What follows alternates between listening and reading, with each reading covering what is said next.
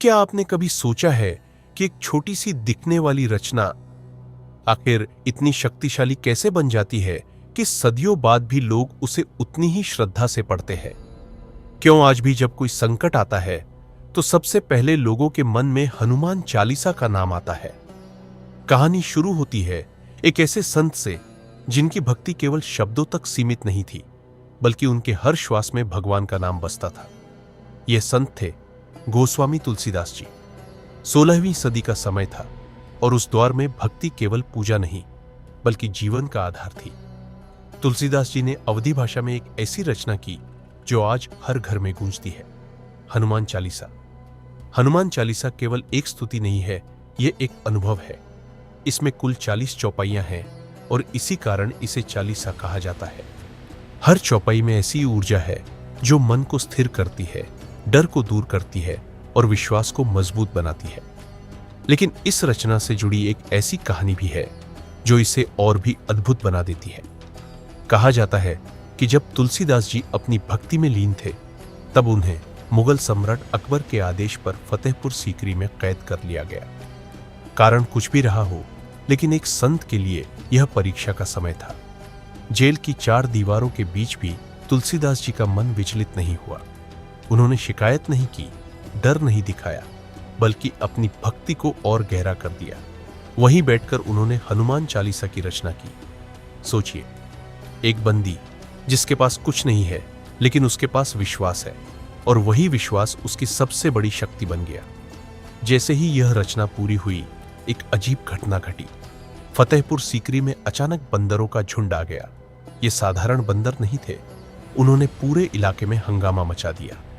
महल, दरबार, यहां तक कि जेल के आसपास भी उन्होंने उत्पात मचाया। कोई उन्हें रोक नहीं पा रहा था।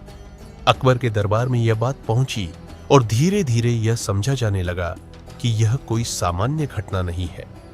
लोगों ने इसे भगवान हनुमान के प्रकोप के रूप में देखना शुरू कर दिया। कहा गया कि जिस संत को कैद किया गया है, उसकी भक्ति इतनी प्रबल है कि स्वयं हनुमान जी उसके लिए संकेत दे रहे। अंततः अकबर को निर्णय लेना पड़ा। उन्होंने तुलसीदास जी को रिहा कर दिया।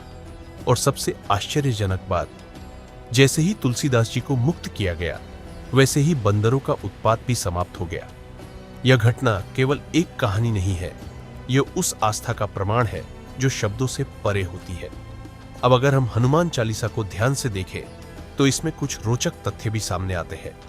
इसमें भगवान राम का नाम 11 बार आता है, जो यह दिखाता है कि हनुमान जी की भक्ति का केंद्र राम है। वहीं हनुमान जी का नाम 108 बार आता है, जो हिंदू धर्म में एक पवित्र संख्या मानी जाती है। कुल 418 शब्द और 1041 अक्षरों में इतनी गहराई समेट लेना यह कोई साधारण बात नहीं है। लेकिन असली सवाल यह है कि आखिर इस चालीसा में ऐसा क्या है जो इसे इतना प्रभावशाली बनाता है?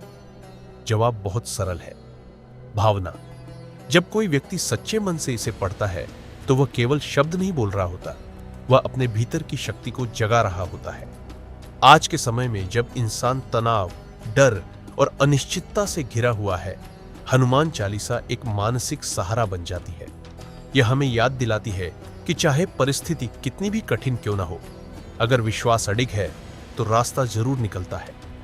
तुलसीदास जी ने जो लिखा वह केवल उस समय के लिए नहीं था, वह आने वाली पीढ़ियों के लिए एक मार्गदर्शन था। उन्होंने हमें यह सिखाया कि भक्ति केवल मंदिर तक सीमित नहीं होती, यह जीवन के हर पहलू में होनी चाहिए।